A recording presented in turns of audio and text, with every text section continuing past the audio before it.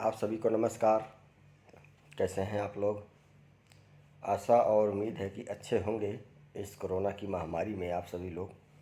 चलिए आज हम स्टार्ट करते हैं Hindi, UP TET and TGT, और उसके बाद आपका सी टेट और रीट का जो एग्ज़ाम आपका होने जा रहा है राजस्थान में।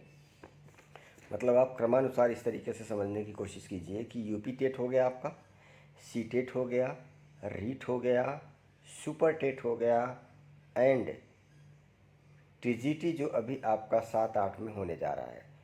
इन सब को ध्यान में रखते हुए यह प्रैक्टिस सेट बनाया गया है।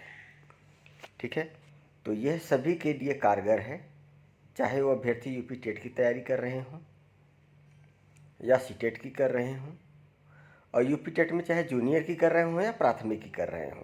ठीक है, सुपर टेट में सेम है, सी टेट में भी टीजीटी है, रीट का भी सेम है, उसके बाद टीजीटी के लिए बेनिफिशियल है।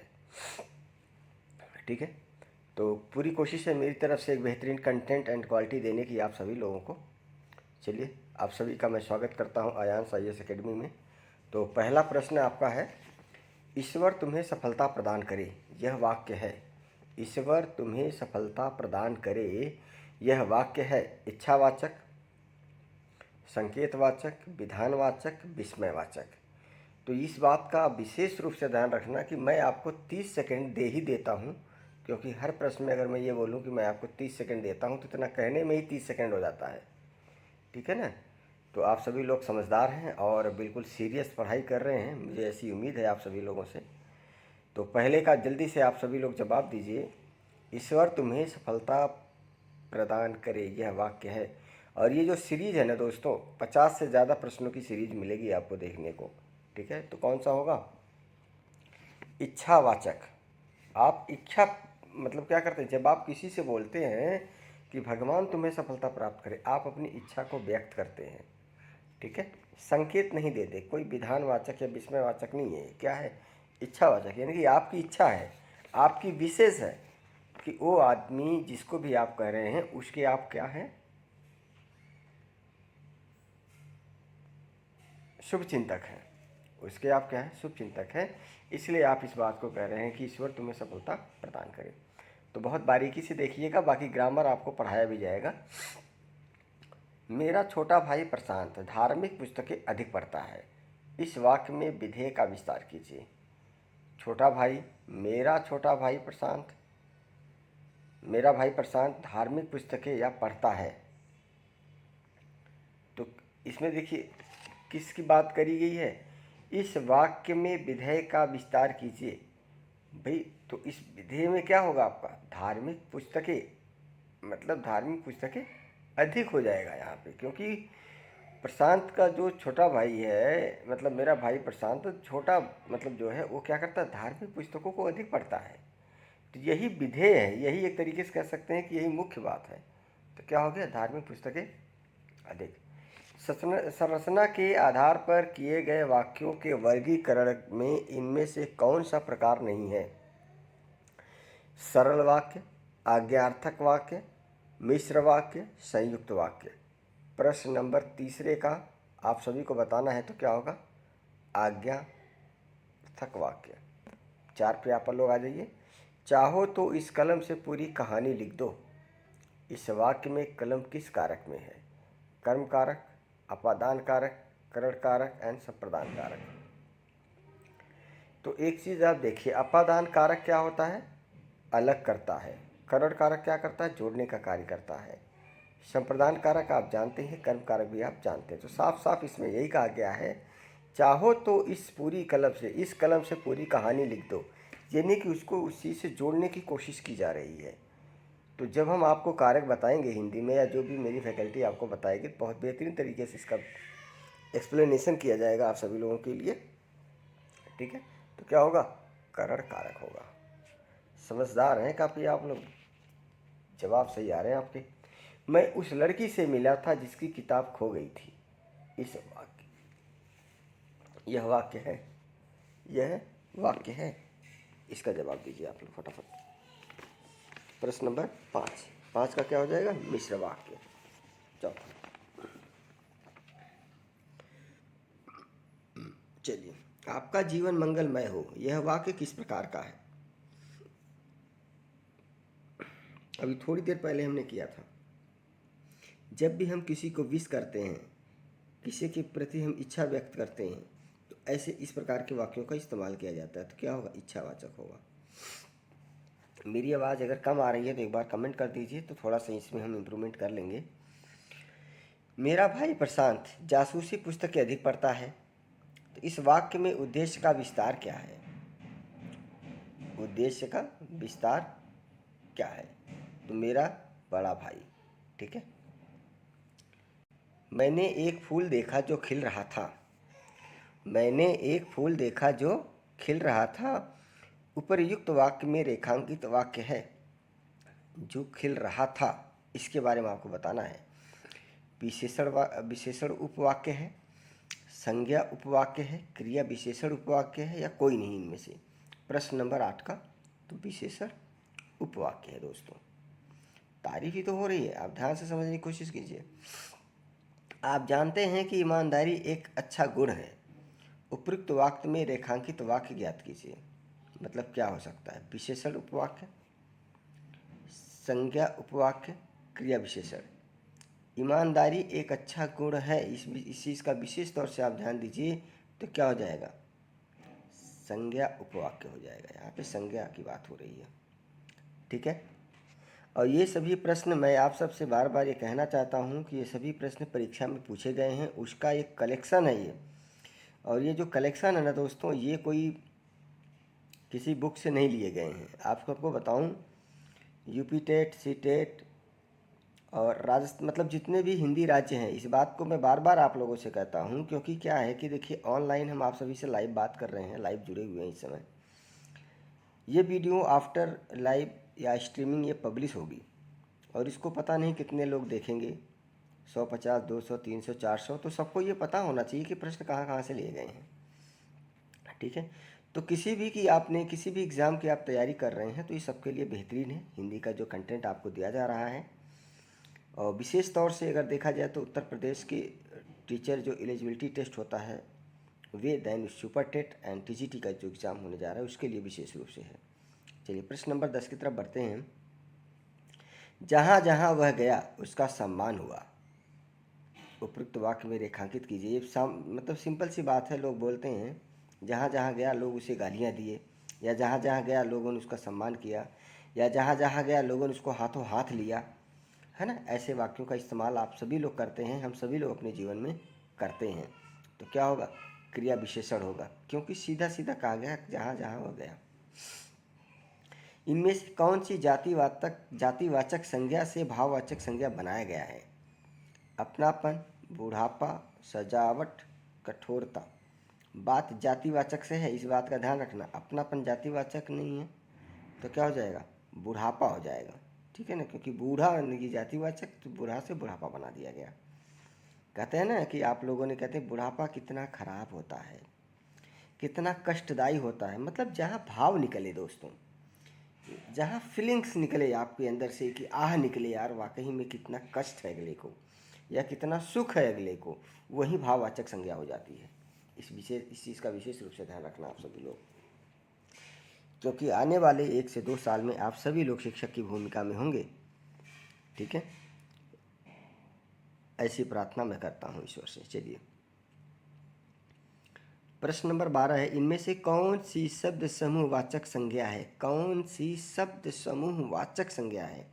मिठास, सोना, सभा, इनमें से कोई नहीं। तो अच्छे से आप सभी लोग जानते होंगे कि क्या हो सकता है? सभा हो जाएगा दोस्तों। सभा क्या है? समूहवाचक है, कलेक्टिव, जिसको कहते हैं कलेक्टिव नाउन। चलिए प्रश्न नंबर 13 पे आ गए हैं।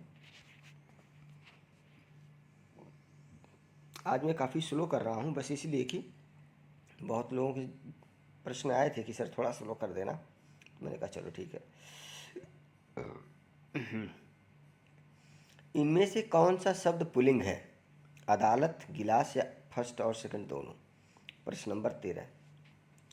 ये स्त्रीलिंग पुल्लिंग लिंग आप सभी को मैं अवगत करा देना चाहता हूँ कि एक बुक आती है दोस्तों हिंदी ग्रामर की, डॉक्टर वासुदेव की। मैं उन्हीं की बुक से ही ग्रामर पढ़ता भी हूँ और लोगों को पढ़ाता भी हूँ। तो आप लोग भी वो बुक परचेस कर सकते हैं, बहुत सस्ती मिलती है, 40-50 रुपये में बड़े आराम से आपको अवेलेबल मिल जाएगी मार्केट में। चलिए आगे बढ़ते हैं। निम्नलिखित में से किस वाक्य में अकर्मक क्रिया है?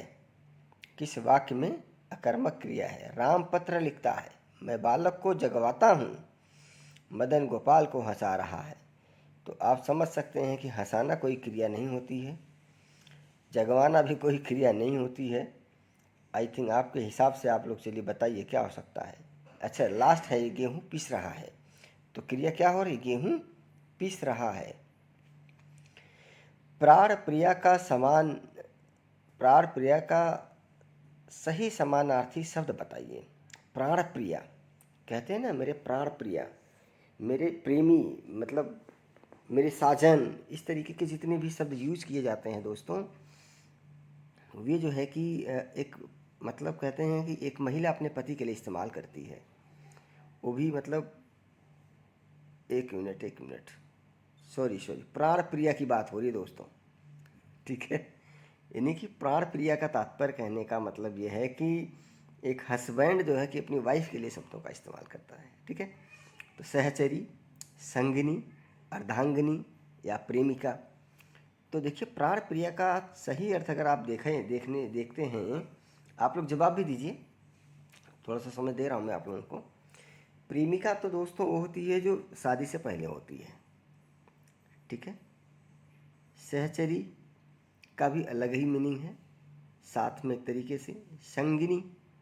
संगिनी का तात्पर्य आप सभी लोग जानते होंगे, जब आपके शादी के कार्ड छपते हैं ना, तो वहाँ लिखा जाता है कि राम संग सीता, ठीक है। तो मतलब वहाँ पे संगिनी हम कह सकते हैं, लेकिन संगिनी का तात्पर्य है कि संगिनी सही रूप में कंप्लीट एक वर्ड नहीं है प्राण प्रिया के लिए।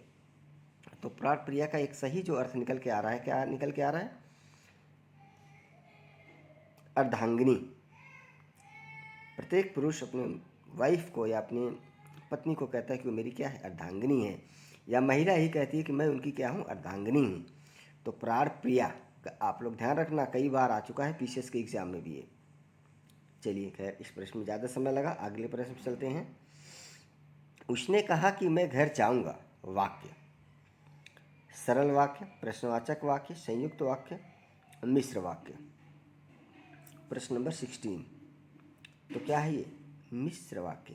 उसने कहा, एक यहीं कंप्लीट हो गया, मैं घर जाऊंगा, तो दो वाक्यों का मिश्रण है ये। अरे उसने तो कमाल कर दिया, अरे उसने तो कमाल कर दिया। आप लोग देखते हैं ना, आप लोगों ने देखा होगा इंग्लैंड और इंडिया की मैच, मतलब वनडे सीरीज चल रही थी इंग्लैंड में, और उस समय सौरव गांगुली कप्तान थे। एक मैच हारते हारते इंडिया जीत गई, उसमें कमाल किया था युवराज सिंह ने और मोहम्मद कैफ ने। तो सभी लोगों ने कहा अरे युवराज सिंह ने और मोहम्मद कैफ ने तो कमाल कर दिया। तो इस तरीके का वाक्य अपने जीवन में भी आप प्रयोग कर सकते हैं। प्रश्नवाचक, विस्मयबोधक, इच्छावाचक है निषेधात्मक। तो क्या हो जाएगा? अच्छे से आप सभी लोग जानते हैं और जवाब भी आ चुका है, विस्मयबोधक। राम घर गया, उसने माँ को देखा। राम घर गया, उसने माँ को देखा का संयुक्त वाक्य बनेगा। प्रश्न नंबर 18, राम घर गया और उसने माँ को देखा, यही बनेगा, ठीक है। वह कौन सा व्यक्ति है जिसने जवाहरलाल नेहरू का नाम न सुना हो? वाक्य संयुक्त वाक्य, सरल वाक्य एंड मिश्र वाक्य। प्रश्न नंबर 19, तो क्या होगा? मिश्र वाक्य। वाक्य के घटक होते हैं कर्ता क्रिया, उद्देश्य और विधेय, कर्म और क्रिया, कर्म और विशेषण। तो उद्देश्य और विधेय होते हैं दोस्तों, इस बात का ध्यान रखिए। थोड़ा जल्दी कर रहे हैं क्योंकि काफ़ी समय हो गया इसको करते करते। परीक्षा शब्द निम्नलिखित वर्गों में किस वर्ग में आता है? तत्सम, देशज, तद्भव, मिश्रज। ये जो शब्द होते हैं ना दोस्तों, आप सबको मैं कहना चाहता हूँ, तत्सम, देशज, तद्भव, विदेश, ये बहुत इंपॉर्टेंट है, वेरी वेरी मोस्ट इम्पॉर्टेंट। मतलब कितना भी कह लो इम्पोर्टेंट है ये। 1 नंबर का इन चारों से क्वेश्चन आता है आपकी परीक्षा में, आप ध्यान रखना इस बात का, ठीक है। तो कौन सा हो जाएगा? तत्सम हो जाएगा। संस्कृत भाषा के ऐसे शब्द जिन्हें हम ज्यों का त्यों प्रयोग में लाते हैं, तो उसको हम तत्सम ही कहते हैं दोस्तों। मतलब जिस भाषा का प्रयोग हम संस्कृत में करते थे उसको ही हम हिंदी में करने लग जाएं, तो उसको क्या बोलेंगे? तत्सम बोलेंगे। उसमें कुछ परिवर्तन हो जाए तो उसको क्या बोलेंगे? तद्भव बोलेंगे। ठीक है, इस चीज़ का विशेष रूप से ध्यान रखें। चलिए प्रश्न नंबर 23 पे आ गए हैं। मूंगा का पर्यायवाची शब्द नहीं है। मूंगा, प्रवाल, विद्रुम, सरवरी, रक्तमणि। प्रश्न नंबर 23। तो 23 का क्या है? सरवरी। बाकी सभी इसके पर्यायवाची हैं, इस चीज़ का भी ध्यान रखना। निम्नलिखित में से तत्सम है। सोरठा, हंसी, हथनी, सूची। प्रश्न नंबर 24। प्रश्न नंबर 24 तो क्या हो जाएगा? सूची। एक चीज़ मैं और यहाँ पे कहना चाहूँगा, आप लोग इस बात का विशेष तौर से ध्यान रखना। ये कभी मत सोचना कि मुझको तो ये सब आता है, मैं इसको क्यों पढ़ूँ। जिसने ऐसा सोच लिया ना, उसका कभी भी जीवन में कुछ हो नहीं पाया है। मैं आप सबसे अवगत करा देना चाहता हूँ, ठीक है।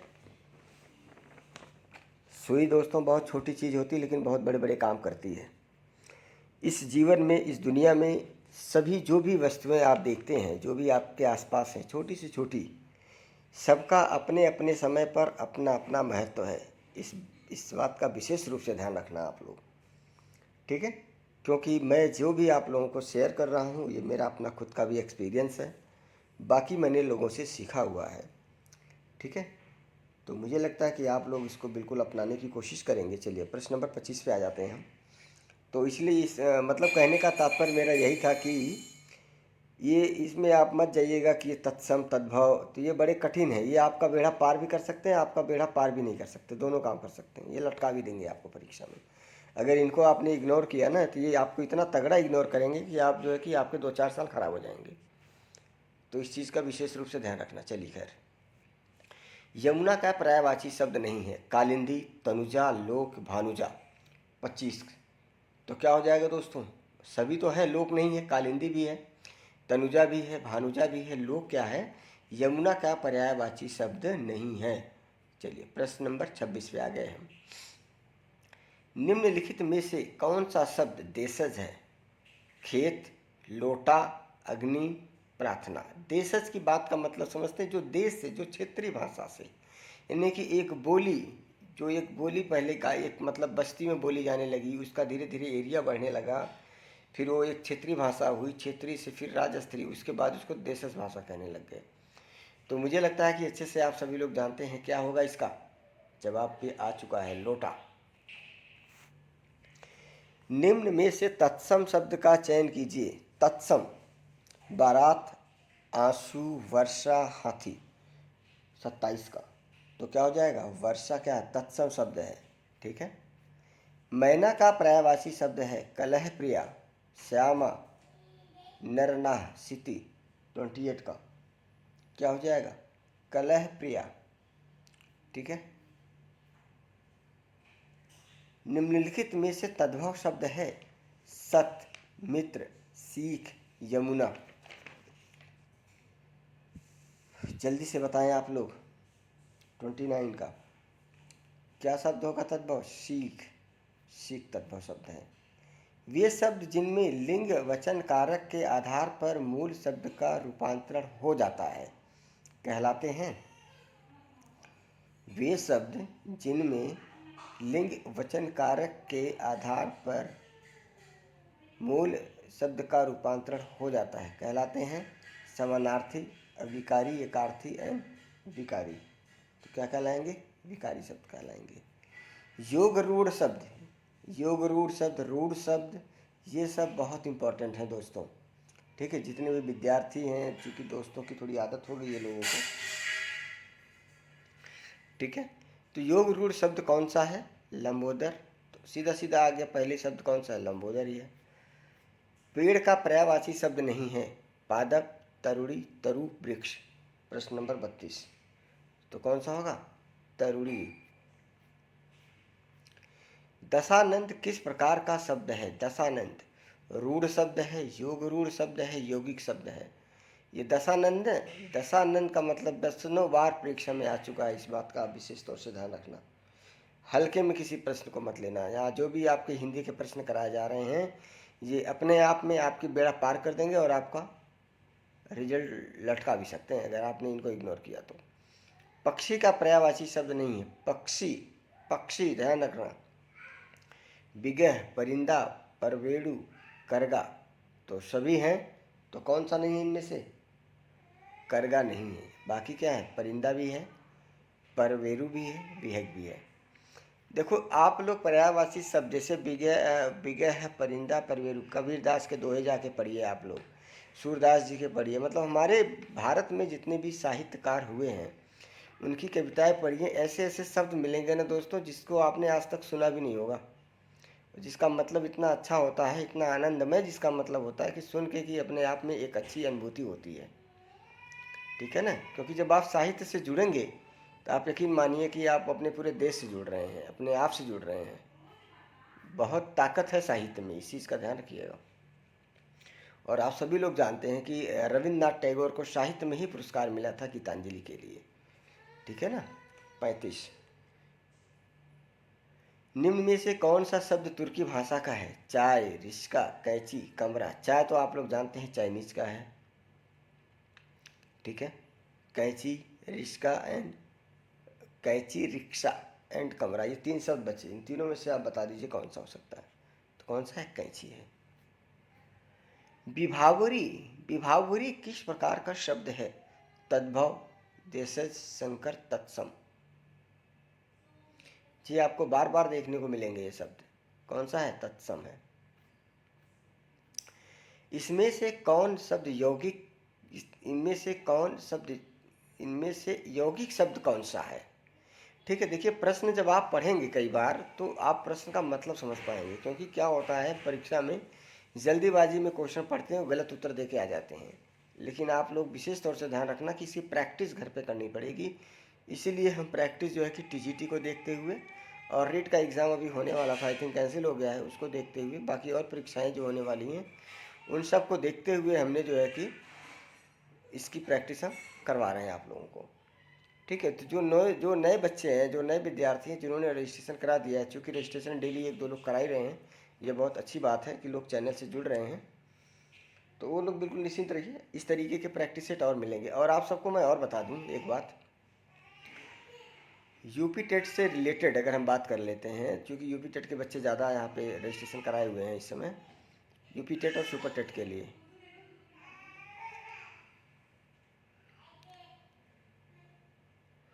ठीक है? तो लगभग समझ लीजिए कि प्रत्येक सब्जेक्ट का 1500 क्वेश्चन के हिसाब से आप ऐड कर लीजिए, तो 7500 क्वेश्चन आपको प्रैक्टिस सेट से मिल जाएंगे दोस्तों। ठीक है ना? चलिए ठीक है, बच्चों के रोने की भी आवाज़ आती रहती है। खैर, तो क्या होगा? पाठशाला हो जाएगा। जिस शब्द के कई सार्थक खंड हो सके उसे क्या कहते हैं? कई सार्थक खंड हो सके। 38। पहला क्या होगा? यौगिक होगा।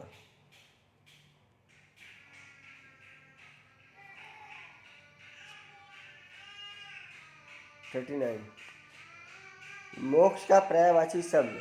39, मोक्ष का पर्यायवाची शब्द 39 का क्या होगा? थर्ड हो जाएगा। देख लीजिए, बड़े मुश्किल से आप लोगों के लिए मैं लाइव क्लास ले पा रहा हूँ क्योंकि बच्चे भी शोर कर रहे हैं इस समय। ठीक है? कौन कौन सा शब्द देशज नहीं है? डिबरी, पुष्कर, पगड़ी, ढोर। तो कौन सा नहीं है? पुष्कर नहीं है। बाकी सभी क्या है? देशज शब्द हैं। उसे क्या पता जिसे कभी कोई कष्ट न हुआ हो, मैं कौन सा सर्वनाम है? प्रश्न नंबर 41। उसे क्या पता जिसे कोई कष्ट न हुआ हो, तो संबंधवाचक तो है ही नहीं, निजवाचक भी नहीं, प्रश्नवाचक भी नहीं, तो क्या हो जाएगा? क्या हो जाएगा? जल्दी जवाब दीजिए आप लोग। संबंधवाचक हो जाएगा।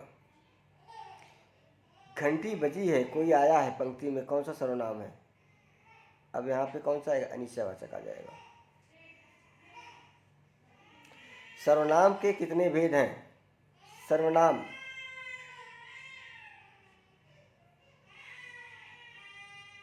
42 का, 43 का, जल्दी से बताइए। 3, 6, 4, 7, 43 कितने हैं? 6 हैं।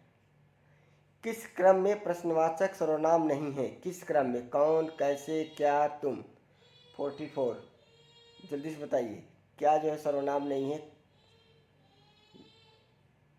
जल्दी से बताइए, गलत हो गया ये। कौन, कैसे, क्या, तुम। तो तुम क्या है? प्रश्नवाचक।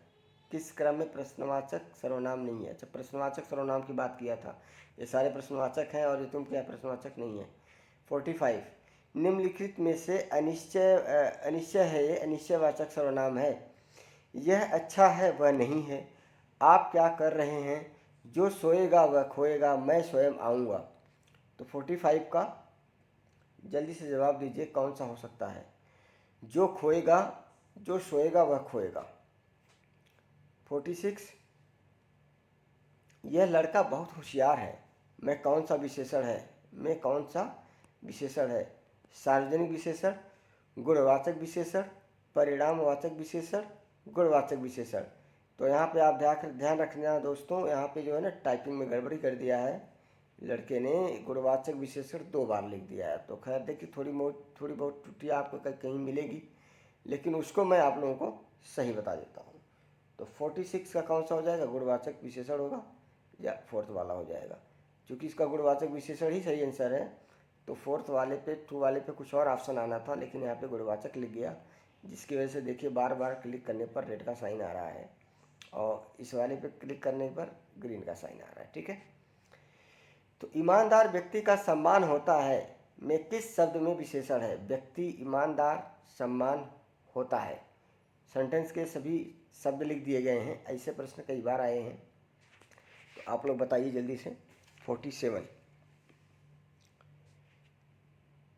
जल्दी से बताइए 47 का। ईमानदार होगा दोस्तों, क्या होगा? ईमानदार होगा। चलिए, गर्म दूध पीना लाभदायक होता है में कौन सा विशेषण है? 48 का गुणवाचक, संख्यावाचक, परिमाणवाचक विशेषण, सार्वनामिक विशेषण। क्वेश्चन नंबर 48, तो कौन सा होगा? गुणवाचक विशेषण होगा, क्योंकि गुण की बात बताई जा रही है। चाय में थोड़ा दूध मिलाओ में किस शब्द का विशेषण है? डेली देखिए, चाय में आप लोग डेली दूध मिलाते हो, जितनी भी हमारी यहाँ पे बहनें हैं, मतलब जो विद्यार्थी हैं, जो महिला हैं, वो सभी लोग चाय सुबह सुबह बनाती हैं, शाम को भी बनाती हैं। अगर वो किसी से और बनवा लेती हैं तो कहती हैं कि थोड़ा सा दूध कम है, थोड़ा और मिलाओ। तो ये डेली के यूज में ये सेंटेंस आता है। तो आप लोग सही जवाब दीजिए। 49 का सही जवाब आ भी गया, थोड़ा करेक्ट। बहुत बढ़िया, बहुत बढ़िया, बहुत अच्छे। यहाँ पे आरती का जवाब ज़्यादा आ रहा है भाई, बाकी सब तो पता नहीं क्या कर रहे हैं। चलिए खैर, 50 पे आ गए हम। परिश्रमी छात्र कभी असफल नहीं होते में किस शब्द में विशेषण है? तो परिश्रमी ही है दोस्तों। ठीक है, क्या है? परिश्रमी है। गलती से क्लिक हो गया, खैर चलिए।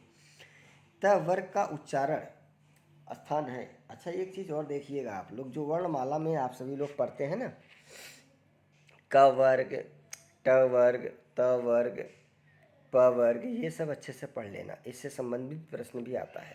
त वर्ग किसका है? तो दंत से है।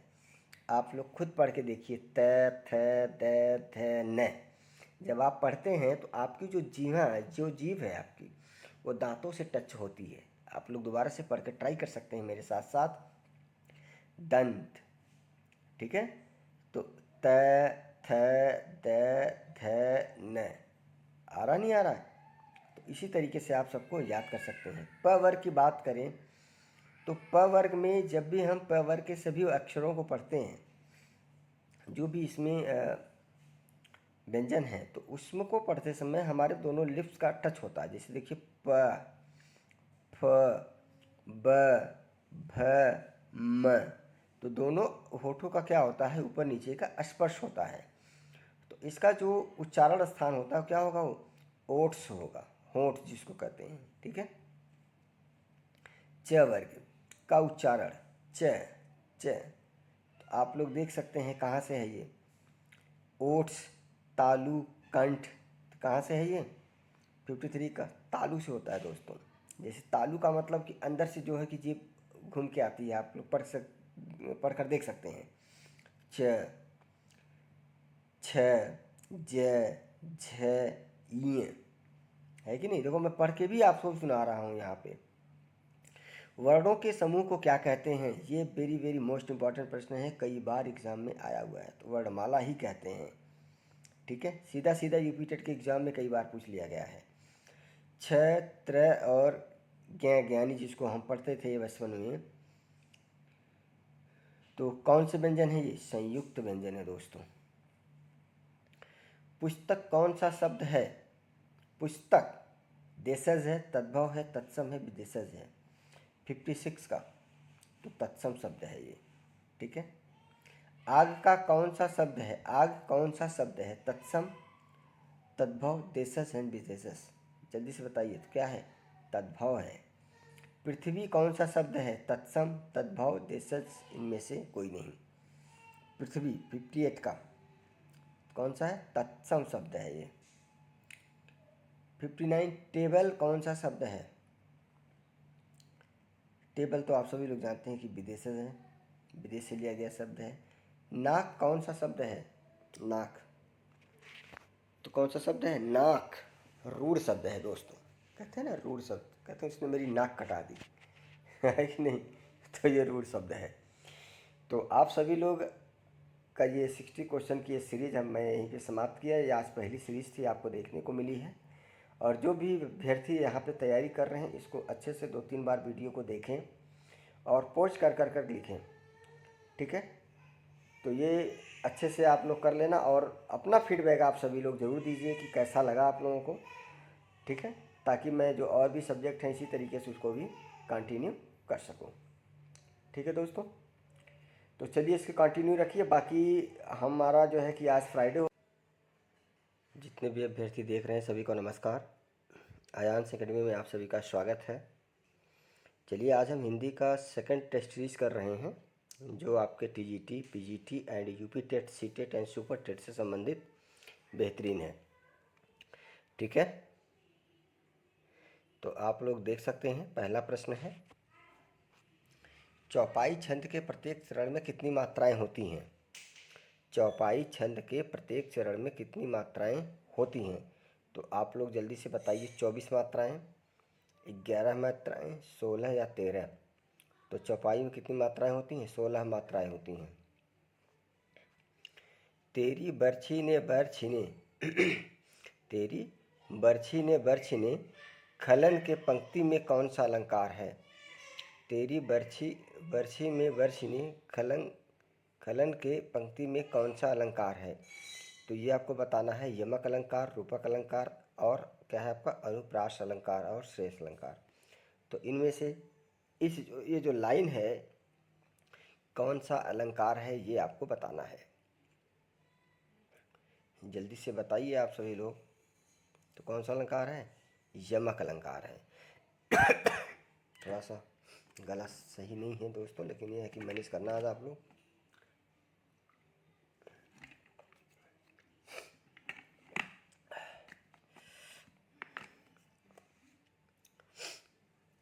चलिए प्रश्न नंबर 3 पे आते हैं।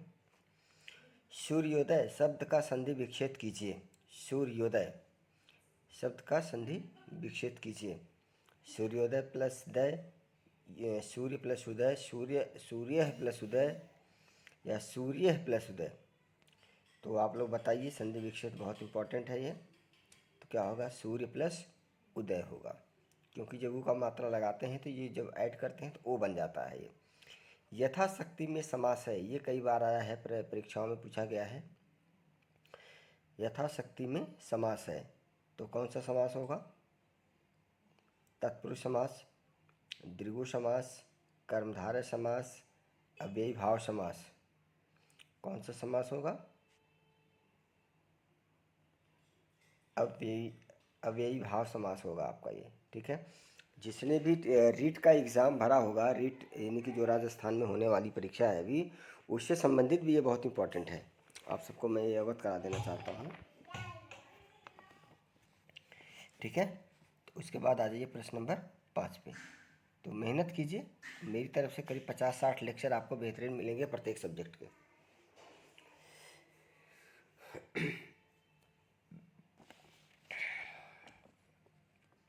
इनमें कौन सा शब्द तद्भव है, मधुप, भ्रमर, भंवरा, मधुकर। मधुप, भ्रमर, भंवरा, मधुकर। तो कौन सा है? भंवरा क्या है? तद्भव शब्द है। उसके बाद अगले प्रश्न पे आए हम।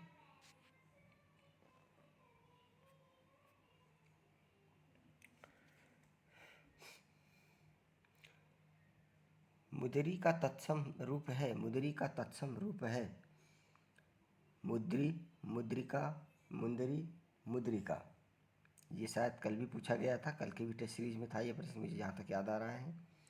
तो क्या हो जाएगा इसका? मुद्रिका हो जाएगा, क्योंकि मुद्रिका से क्या बन गया? ये मुद्री बन गया। तत्सम का मतलब क्या होता है? चीज़ों को समझिए। जो शब्द संस्कृत भाषा से हिंदी में एटिजिट थोड़ा सा संशोधित करके ले लिए जाते हैं, उसको तत्सम कहते हैं। तद्भव जो होता है, जो भाषा संस्कृत में यूज की जाती थी उसको एटिजिट आप हिंदी में बोलने लगते हो, उसको जो है कि तद्भव तद्भव शब्द कहते हैं। निम्नलिखित में से कौन सा निबंध हजारी प्रसाद द्विवेदी का नहीं है? वृत्त का विकास, अशोक के फूल, कुटज, विचार प्रवाह। इनमें से 3 हैं, लेकिन कोई एक ऐसा है जो नहीं है, वही आपको बताना है। अशोक के फूल, देखिए मैं आप सबको बता देता हूँ। अशोक के फूल है, कुटज भी है, विचार प्रवाह भी है। तो बच क्या गया आपका? वृत्त और विकास। तो ये नहीं है।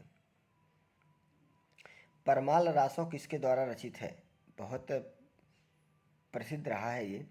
परमाल रासो किसके द्वारा रचित है? नल सिंह, नरपति नाल, जगनिक एंड चंद्रमाई। तो कौन है? जगनिक। दुल्हिन गाहू मंगलाचार, हम घर आए राजा राम भरतार। ये किसकी पंक्ति है? थोड़ी सी दिक्कत हो रही है गले में दोस्तों।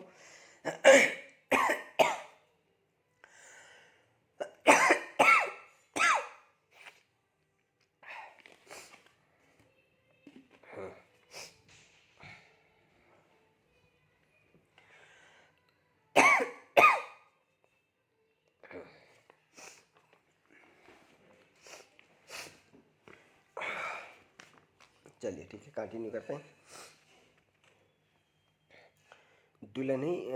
दुल्हिन गावहू मंगलाचार, हम घर आए राजा राम भरतार। ये किसकी पंक्तियां हैं? मतलब तुलसीदास की हैं, सूरदास की हैं, रैदास की हैं, कबीरदास की हैं। ठीक है, तो किसकी हैं? कबीरदास जी की हैं। कबीरदास जी ऐसे संत थे दोस्तों, मैं आप सबको कहना चाहता हूँ कि जिन्होंने अपना जीवन यापन भी किया एक परिवार की तरह, मतलब एक गृहस्थ जीवन आप कह सकते हैं, और इन्होंने संत की भूमिका भी एकदम बखूबी निभाया। तो दोनों काम किया इन्होंने।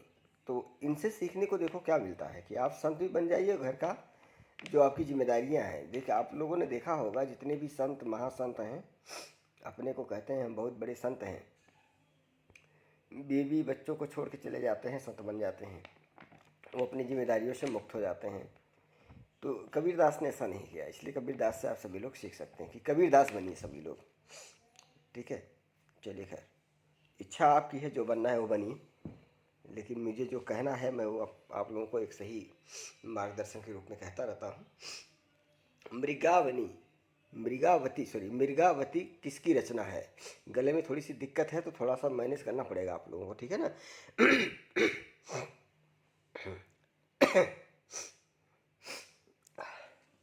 जुकाम का असर हो गया है। मृगावती किसकी रचना है?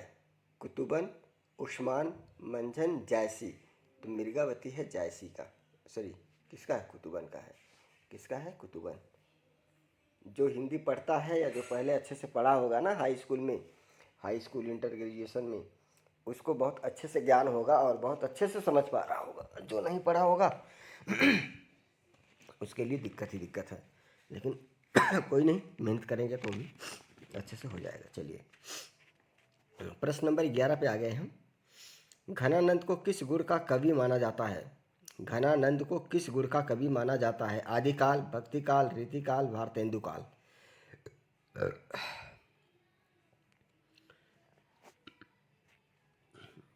तो इनको रीतिकाल का जो है कि कवि माना गया है। माना गया क्या है, माना जाता है। निम्नलिखित में से शुद्ध वर्तनी वाला शब्द है। शुद्ध वर्तनी, आशीर्वाद आटा सभी लोग खरीदते होंगे। आशीर्वाद आशीर्वाद आशीर्वाद है नहीं, आशीर्वाद आशीर्वाद आशीर्वाद आशीर्वाद। तो जल्दी से बताइए आप लोग कि कौन सी वर्तनी इसमें शुद्ध है। तो कौन सी शुद्ध है? आशीर्वाद। ये जो मैं आप लोगों को बताना चाहता हूँ, ये जो उड़नतुआ रहा इसको कहते हैं। हमने जब अपने मातृभाषा में पढ़ाई करी थी अपने गांव में, तो वहाँ पे इसको उड़नतुआ रह कहते हैं कि उड़ता हुआ रह है ये। तो ये जो है ना, पढ़ा पहले जाता है, लिखा बाद में जाता है। इस चीज़ का विशेष तौर से ध्यान रखना। को से किस कारक चिन्ह का बोध होता है? को से किस कारक चिन्ह का बोध होता है? कर्ता कारक, कर्म कारक, करण कारक, संप्रदान कारक। तो कारक अपने आप में बहुत महत्वपूर्ण है, इस चीज़ का आप लोग ध्यान रखना, ठीक है। मतलब देखिए, मेरा कहने का तात्पर्य यही है आप सभी लोगों से, जितने लोग भी इस समय वीडियो देख रहे हैं या जो लाइव जुड़े हुए हैं या देखेंगे जो बाद में, जो भी हिंदी की ग्रामर है ना दोस्तों, अगर आप हिंदी की ग्रामर अच्छे से कर लेते हो तो आपका जो छंद, दोहा, सोरठा ये सब होता है ना, उसमें भी दिक्कत नहीं आएगी। अलंकार वगैरह बहुत ज़्यादा कठिन नहीं है। दरअसल देखिए होता क्या है ना कि हम पढ़ते ही नहीं हैं। जब हम पढ़ेंगे ही नहीं तो हमें ज्ञान कहाँ से होगा। और चलो हम पढ़ भी लिए तो ऊपर ऊपर से पढ़ लेते हैं, है कि नहीं भाई। किताबें जो भी हैं अलंकार वगैरह के बारे में एक बार अच्छे से पढ़ना पड़ेगा आपको। उनका अपना एक रूल, अपना एक तरीका है, तभी तो आप सीख पाएंगे ना। लेकिन सब सोचते हैं कि बिना पढ़े बस काम हो जाना चाहिए, तो ऐसा नहीं होगा। पढ़ाई करनी पड़ेगी। देखिए, अगर आपको नौकरी चाहिए तो आप सभी को पढ़ाई करनी चाहिए। अभी इससे पहले मैंने अभी एक हमारे जानने वाले मित्र हैं, उनका सिलेक्शन हुआ है, तो उनको भी मैं अटैच कर दूंगा, आप लोग देख सकते हैं।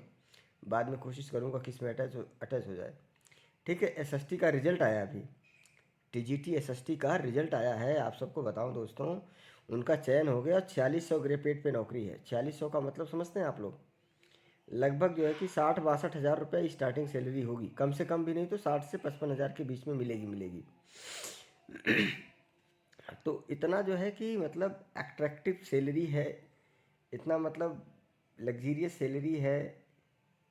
तो आप लोगों को भी उसी तरीके से मेहनत करना पड़ेगा ना, तभी तो जॉब मिलेगी।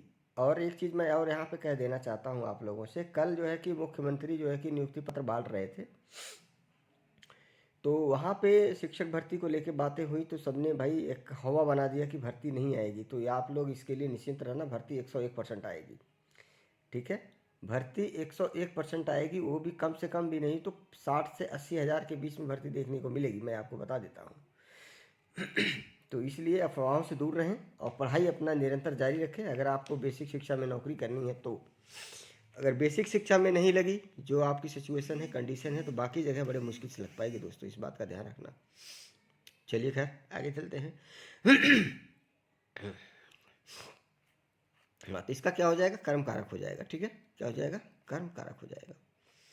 सच्चिदानंद हीरानंद वात्स्यायन का उपनाम है हरिऔष, हरि औध, निराला, गुलेरी, अज्ञेय।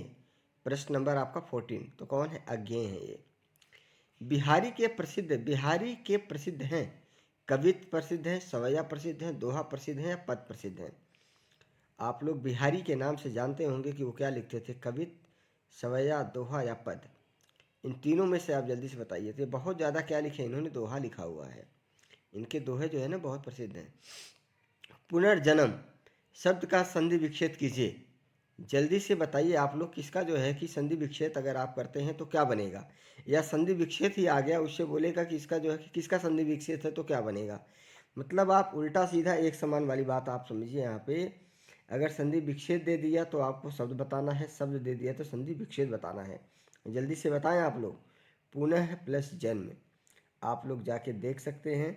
संधि विच्छेद 5 प्रकार के होते हैं, अच्छे से पढ़ लेना, बाकी हमारी तरफ से भी पढ़ाया जाएगा।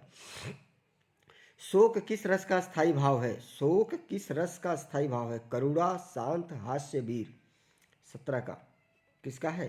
करुणा का है। किसका है? करुणा का है। सूरदास ने किस भाषा में सूरदास की रचना की? किस भाषा में की? 18 का ब्रज भाषा में करी। किस भाषा में करी? ब्रज भाषा में करी। दोहा में कितनी मात्राएं होती हैं, ये देखिए दोहा में मात्राएं, सोठा में मात्राएं, चौपाई में मात्राएं, ये आप सभी से मैं कहना चाहता हूँ प्रत्येक परीक्षाओं में पूछे जाते हैं। तो इसलिए इसका तो विशेष तौर से ध्यान रखना, आप पॉइंट आपको 1 नंबर मिल जाएंगे अच्छे से। तो कितने मात्राएं होते हैं दोहे में? 24 मात्राएं होते हैं। ठीक है। जो अच्छे कुल में संपन्न हुआ हो, इस शब्द समूह के लिए कोई एक शब्द बताइए। तो क्या होगा? वो कुलीन होगा। क्या होगा? कुलीन होगा। समृद्ध होगा, धनी होगा या कृपण होगा? तो क्या होगा? कुलीन होगा वो। हिंदी किस लिपि में लिखी जाती है? वाह वाह, कितना आसान प्रश्न दे दिया गया है। तो आप लोगों को बताना है हिंदी किस लिपि में लिखी जाती है। देवनागरी लिपि, ब्राह्मी लिपि, खरोष्ठी लिपि, गुरुमुखी लिपि। सभी लिपियों के बारे में भी याद कर लेना, क्योंकि लिपि के बारे में कभी भी 1 नंबर का प्रश्न आ जाता है। देवनागरी लिपि इसका आंसर। सर्वनाम के कितने भेद होते हैं? सर्वनाम के कितने भेद होते हैं? प्रश्न नंबर 22। ठीक है, ये इंग्लिश की बात नहीं हो रही है, हिंदी की बात हो रही है। 5, 6, 7, 4 कितने होते हैं? 6 होते हैं। आकाश पाताल के बीच लगने वाला चिन्ह अल्प विराम चिन्ह, विस्मय बोधक चिन्ह, योजक चिन्ह या उद्धरण चिन्ह। तो कौन सा चिन्ह है? आप सभी लोग जल्दी से बताने की कोशिश कीजिए। कौन सा चिन्ह है? योजक चिन्ह है। कौन सा चिन्ह है? योजक चिन्ह है। यह नई साड़ी है, वाक्य में नई शब्द से सर्वनाम, क्रिया, क्रिया विशेषण, विशेषण। तो मुझे लगता है कि इस प्रश्न में दिक्कत नहीं होनी चाहिए। क्या है? विशेषण है, क्योंकि वो साड़ी की विशेषता बता रहा है। क्या बता रहा है? कि ये जो साड़ी है ये कैसी है? नई साड़ी है ये। ठीक है। नीचे दिए गए विकल्पों में से तत्सम शब्द का चयन कीजिए। दूध, शहीद, आम्र, खिड़की। दूध, शहीद, आम्र, खिड़की। प्रश्न नंबर 25। तत्सम की बात हो रही है तो कौन सा हो जाएगा? आम हो जाएगा। अच्छा, कल बात हो रही थी, हम चाय पे बात कर रहे थे कि चाय शब्द कहाँ से लिया गया है। तो वहाँ पे मतलब किसी ने बोला कि सर आजकल तो हस्बैंड ही चाय बनाते हैं। बिल्कुल बनाना चाहिए, इसमें कोई शक नहीं है। मैं आप सभी को यहाँ पे एक बात कहना चाहता हूँ कि ये जो हमारे देश में जो महिलाएं हैं ना दोस्तों, इतनी बड़ी जिम्मेदारी ये उठाती हैं कि यकीन मानिए कोई एक पुरुष नहीं उठा सकता। ठीक है। उसके बाद भी वो सब कुछ सहती हैं, घर के सारे काम करती हैं, फिर पढ़ाई भी करती हैं, बच्चों को पालना पोसना, इतना बड़ा करना, सब कुछ करती हैं वो, जो कोई एक पुरुष नहीं कर पाता है। इसलिए भाई उनको तो मैं सैल्यूट करता हूँ, पहली चीज़। सेकेंडरी, मैं तो खुद ही चाहता हूँ कि ऐसा समय आ जाए कि सभी लोग एक समान हो। उसमें कम से कम ये एक माइंड सेट नहीं होना चाहिए कि खाना बनाना है तो कोई महिला ही बनाएगी। नहीं, खाना कोई भी बनाए, जिसको आता है वो बनाए। ये ज़रूरी नहीं है कि गांव में या शहर में जो महिलाएं हैं वही खाना बनाएं। ये तो एक तरीके से आप लोगों को मैं बताना चाहूँगा कि हमारी जो संस्कृति है ना देश की, वो शुरुआत से चली आ रही है, इस तरीके से चली आ रही है कि एक माइंड सेट बन गया है लोगों का। मैं आपको एक उदाहरण दे देना चाहता हूँ एम्स हॉस्पिटल का। 4 डॉक्टर थे, चारों के चारों लोग जो है कि ऑपरेशन थिएटर में थे, और रात को 2:30-3 बज रहे थे। तो रात को 2:30-3 बजे आप सभी लोग जानते हैं कि जो भी कैंटीन वगैरह के लोग होते हैं, बनाने बनाने वाले, वो सब चले जाते हैं। तो इसमें एक महिला जो है डॉक्टर थी। तो सभी डॉक्टरों ने उस महिला से बोला कि चाय बना के ले आओ। तो इसी को कहते हैं रूढ़िवादिता, कि हमारा जो मेंटल लेवल है ना दोस्तों, हमने तरक्की तो बहुत कर ली, पढ़ाई भी बहुत कर ली, लेकिन हमने अपने मेंटल को, अपनी मानसिक जो एक चीज़ है उसको हम बदल नहीं पा रहे हैं। ये बहुत गलत है। ये एक जो ध्येय है ना कि नहीं, इसका ये काम महिलाओं का ही है, महिलाएं करेंगी, काम किसी का नहीं है। जिसको आता है वो काम करे, सिंपल सी बात है। ठीक है। तो बस मुझे इतना ही बोलना था, बाकी चलिए आगे बढ़ते हैं। दिए गए विकल्पों में से तद्भव शब्द का चयन कीजिए। प्रश्न नंबर 26। तो कौन सा हो जाएगा? मुँह हो जाएगा। बैंक, मुँह एंड अमीर एंड अग्नि। निम्नलिखित में से कौन सा शब्द सूर्य का पर्यायवाची नहीं है? सूर्य का पर्यायवाची नहीं है। देखो, रवि, दिनकर, यामिनी, अंशुमाली, इनमें से कौन सा ऐसा शब्द है जो सूर्य का पर्यायवाची शब्द नहीं है? तो देखो, दिनकर तो है, रवि भी है और अंशुमाली भी है, तो क्या बच गया? यामिनी नहीं है। मनोरथ, ये पीसीएस के एग्जाम में लगातार 4 बार आया है। मनोरथ, संधि विच्छेद। मनोरथ, मनः प्लस रथ, मनः प्लस ओरथ, मनो प्लस रथ, मन प्लस रथ, इसका हो जाएगा पहला ऑप्शन मनोरथ। ये जो लास्ट में आप देख रहे हैं लगा हुआ, इसको जोड़ के फिर ओ की मात्रा बन जाती है। विद्यार्थी उदाहरण है वृद्धि स्वर संधि, व्यंजन संधि, दीर्घ स्वर संधि, गुण स्वर संधि। ठीक है, स्वर संधि ही 5 प्रकार की होती है, तो स्वर संधि 4-5 प्रकार की होती है, तो उसको अच्छे से पढ़ लेना, स्वर संधि से ज़्यादा क्वेश्चन आते हैं। ठीक है, इसका बताइए जल्दी से फास्ट। तो दीर्घ स्वर संधि है। इनके मैंने फार्मूले दे दूंगा, आप लोगों को फार्मूले की क्लास करा दूंगा, मैंने बना रखे हैं ये हिंदी वाले फार्मूले, जितने भी ये संधि वाले हैं ना दोस्तों, इतना बेहतरीन बना रखा कि आप एक शब्द देखते ही बता दोगे कौन सी संधि है वो। दिग्भ्रम उदाहरण है विसर्ग संधि, अयादि संधि, स्वर संधि, यड़ संधि, व्यंजन संधि। प्रश्न नंबर 30 का कौन सा है?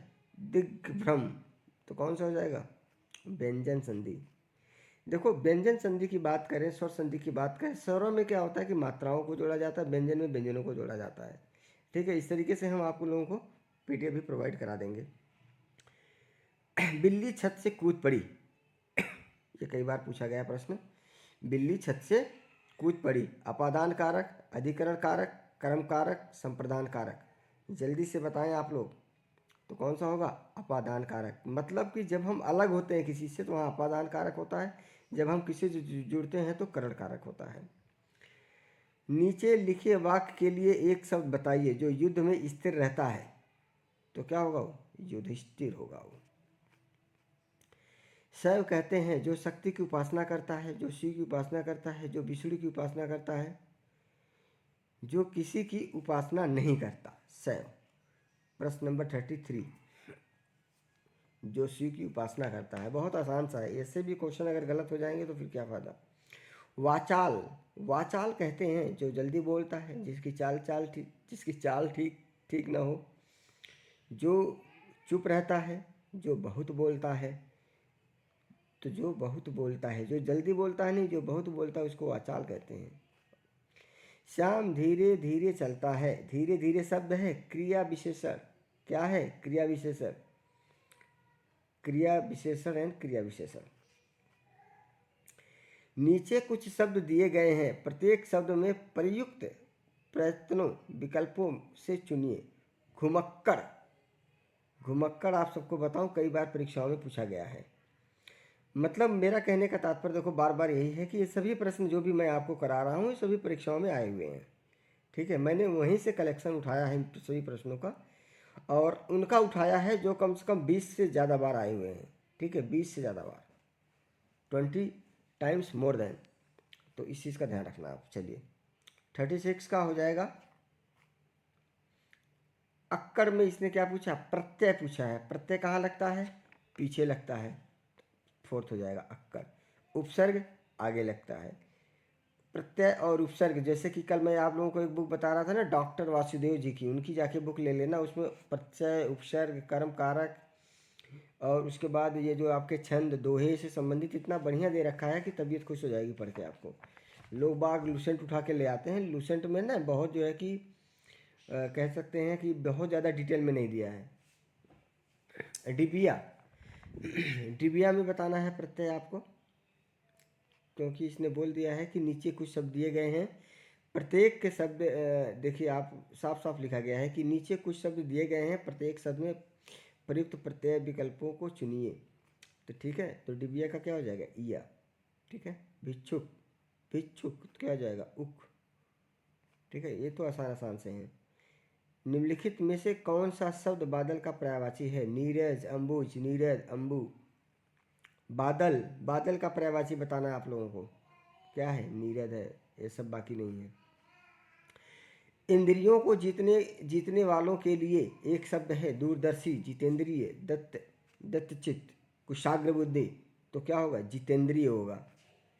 ठीक है, निम्नलिखित में से किस वर्ग में सभी शब्द पर्याय नहीं हैं? अचल, नग, गिरी, सुख, देव, अमर, तरंगिणी, तटनी, सरिता, असी, कृपाण, सूरिका। 41, तो कौन सा हो जाएगा? असी, कृपाल, सूरिका। बहुत समय लगता है आप लोगों को बता रहा हूँ, इसलिए ना अपने जो भी आपके दोस्त वगैरह हैं आफ्टर पब्लिश वीडियो को आप लोग शेयर ज़रूर कर दीजिए और उसके बाद आप इसे लाइक भी कर दीजिए। ठीक है, लाइक करके शेयर कर दीजिए, ज़्यादा से ज़्यादा लोग जुड़ पाएँ तो क्लास करने में और कराने में और अच्छा लगता है। फिर चलिए 42 पे आ गए हैं। निम्नलिखित में से आकाश का पर्यायवाची है। आकाश का, आकाश, व्योम, विलोम, विस्तार, विपिन। आकाश का बताना है, जल्दी से बताएं आप लोग, क्या हो जाएगा? व्योम हो जाएगा इसका पर्यायवाची। वामा, ललना, कामिनी, रमणी, ये सब किस शब्द के पर्यायवाची हैं? वसुधा, नारी, मंदाकिनी, सरिता। अगर इस तरीके से दे देता है तो प्रश्न थोड़ा सा आसान बन जाता है। तो किसका होगा भाई? ललना, रमणी, वामा, कामिनी किसको कहते हैं? नारी को कहते हैं। कामिनी एक मूवी भी आई थी, कामिनी दामिनी नाम के ऐसे कुछ। उत्प्रत्यका शब्द के लिए उपयुक्त वाक्यांश। पर्वत के ऊपर की भूमि, पर्वत की छाया, पर्वत के नीचे की भूमि, नृत्य की एक विद्या। पर्वत के नीचे की भूमि को कहा जाता है उपत्यका। ठीक है, प्रोनाउंसिएशन भैया अच्छे से कर लेना, उच्चारण। जानने की इच्छा रखने वाला के लिए उपयुक्त शब्द है विश्वासी, सर्वज्ञ, जिज्ञासु, वाचाल। जानने की इच्छा रखने वाला तो कौन होगा? जिज्ञासु होगा। जिसने इंद्रियों को बस में कर लिया हो। दोबारा से रिपीट हो गया प्रश्न, आई थिंक। तो क्या हो जाएगा? जितेंद्रिय। तो रिपीटेड हो गया है, कोई दिक्कत नहीं है। जिसे जाना न जा सके, जिसे जाना न जा सके। वाक्यांश के लिए एक शब्द है अजात, अगम्य, अज्ञेय, अशक्त। तो कौन सा हो सकता है? जिसको आप नहीं जानते हैं, जिसको जान ही नहीं सकते, तो क्या हो सकता है? अज्ञेय हो सकता है दोस्तों। क्या हो सकता है? अज्ञेय। ऊपर की ओर जाने वाला। वाक्यांश के लिए एक शब्द ऊपर की ओर, ऊर्ध्वगामी, ऊपरगत, आत्मा, मृत व्यक्ति। अब जिसकी मृत्यु होती है ना, ऊपर जाता नहीं है। अच्छा, यहाँ से देखो, अब मृत व्यक्ति की बात आ गई तो थोड़ी सी मैं आप लोगों को कुछ बात बताना चाहता हूँ। यहाँ पे जो लोग कहते हैं ना स्वर्ग और नर्क, मित्रों स्वर्ग नर्क यही है इसी दुनिया में। आफ्टर डेथ किसी को नर्क स्वर्ग नहीं मिलता है, इस बात का विशेष तौर से ध्यान रखना। अच्छे काम कर गए तो ज़िंदगी अच्छी जियोगे तो वो स्वर्ग हो गया। अच्छे काम अगर आप नहीं करते हैं, अपने अच्छे कर्म नहीं करते हैं, तो जो आप ज़िंदगी जीते वो नरक हो गया। इस चीज़ का विशेष तौर से ध्यान रखना। ये केवल एक ब्रह्म जाल लोगों ने बना रखा है कि स्वर्ग नरक वहाँ जाएगा वहाँ जाएगा, ऐसा कुछ नहीं है। शरीर नश्वर है, इस चीज़ का ध्यान रखना। तो क्या हो जाएगा? ऊर्ध्वगामी, ऊर्ध्वगामी। किस क्रमांक का शब्द स्वर्ग का पर्यायवाची नहीं है? किस क्रमांक का शब्द स्वर्ग का पर्यायवाची नहीं है? किसका? स्वर्ग का। देखो स्वर्ग की बात हो रही है यहाँ पे। द्रुलोक, नाक, विभावरी, सुरलोक। तो विभावरी का नहीं है, बाकी सबका पर्यायवाची है। ठीक है। किस क्रमांक का शब्द सर्प का पर्यायवाची नहीं है? व्याल, पंगन, अहि, कुरंग। जल्दी बताइए, आप लोग बहुत देर करते हैं भाई।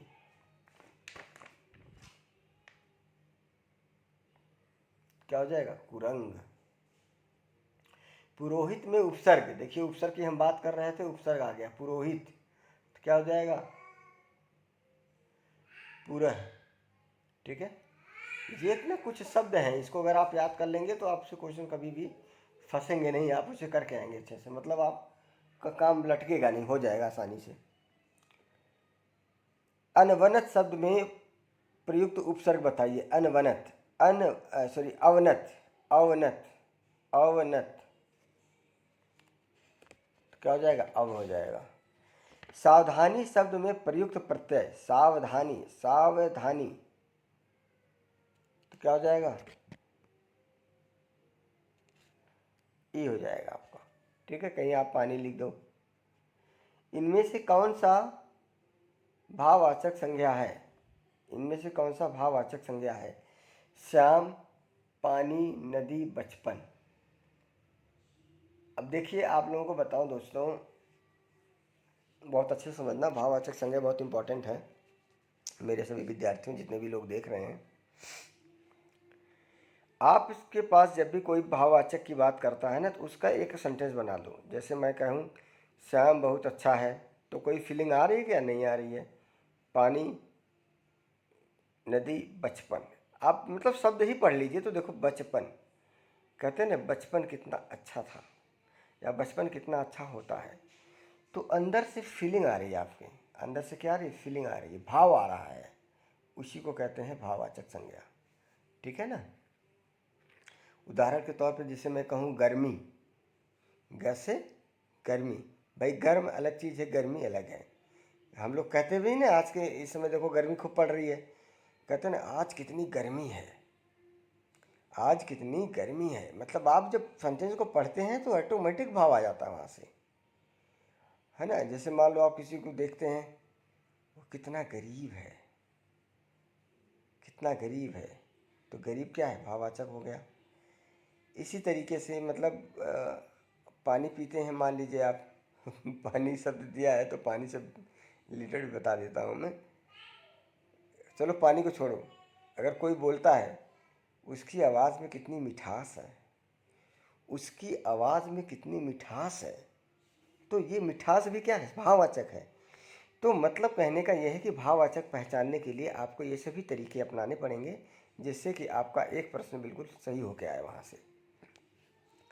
आप लोगों को मैं एक बात और कहना चाहूँगा यहाँ पे, पढ़ाई बहुत कठिन नहीं है, आप यकीन मानिए। दरअसल क्या है कि हम पढ़ते ही नहीं हैं। जब हम पढ़ते ही नहीं तो पढ़ाई कठिन लगती है। भाई आप खुद ही सोचिए, अगर आप हफ्ते 10 दिन खाना नहीं खाएंगे तो आप सोचिए कि आप कैसे हो जाओगे, शरीर में ताकत नहीं रह जाएगी। ठीक है। इसलिए पढ़ाई को भी निरंतर करते रहिए। जब परीक्षा आएगी, जब आएगी अपना दे देना, है कि नहीं। आप लोग देखते हो आर्मी की दौड़ होती है, बच्चे डेली प्रैक्टिस करते हैं, डेली सुबह सुबह जाके रेस लगा के आते हैं, क्योंकि उनको पता है कि हाँ 2 महीने बाद आर्मी की भर्ती आनी है। अगर वो दौड़ नहीं लगाएं 2 महीने लगातार, वो डायरेक्ट जाके भर्ती में हिस्सा ले लें, वो गिर जाएंगे, उसके बाद बेहोश हो जाएंगे वो। इसलिए वो डेली दौड़ कर अपनी स्टेमिना को बढ़ाते हैं। एक मतलब वहाँ पे एक स्टेमिना हो जाती है कि हाँ हम इतना दौड़ सकते हैं। उसी तरीके से मित्रों, स्टडी है, पढ़ाई है। आप रेगुलर 2 घंटे 3 घंटे 4 घंटे निकाल के पढ़ते रहिए। परीक्षा 1 महीने 2 महीने 3 महीने लेट भी होगी तो क्या फ़र्क पड़ता है इससे, ताकि आप परीक्षा देने जाओ तो परीक्षा देकर आप सफल हो जाओ वहाँ पे, तब आपको अच्छा लगेगा, आपको आनंद आएगा। चलिए खैर, प्रवचन से लोग बोर होने लगते हैं नहीं, इसलिए प्रवचन की थोड़ी सी आदत भी हो गई है मेरी देने की। हाँ, क्योंकि उधर काफ़ी मोटिवेशन क्लासेस हमने लिया था लॉकडाउन से पहले, तो थोड़ी सी वही हैबिट में है, तो इसलिए बोलने लग जाता हूँ मैं। तो चलिए खैर, अगर किसी को बुरा लगा हो तो भाई माफ़ करना, लेकिन प्रवचन मेरे बड़े अच्छे रहते हैं और इसको मैं खुद भी फॉलो करता हूँ, इस बात का विशेष ध्यान रखना। शिव का विशेषण क्या है? शिवेश शैल शव। शिव का विशेषण पूछा गया है तो क्या हो जाएगा? शैव। भूतकाल के कितने भेद होते हैं? भूतकाल ये जो है कि हिंदी वाला है, अंग्रेजी वाला नहीं है, ध्यान रखना। तो कितने होते हैं? 3 4 5 6। तो कितने होते हैं? 6 होते हैं। और आपको ये भी बता दूँ, हिंदी में भूतकाल के ही सबसे ज़्यादा भेद होते हैं। इनमें से अपादान कारक की विभक्तियाँ हैं। अपादान कारक, अपादान कारक क्या करता है? अलग करता है। तो क्या हो जाएगा? ने से के लिए। जैसे हमने पूछा ना, बिल्ली छत से कूद पड़ी या बिल्ली छत से कूद पड़ी, तो क्या हो जाएगा? से हो जाएगा।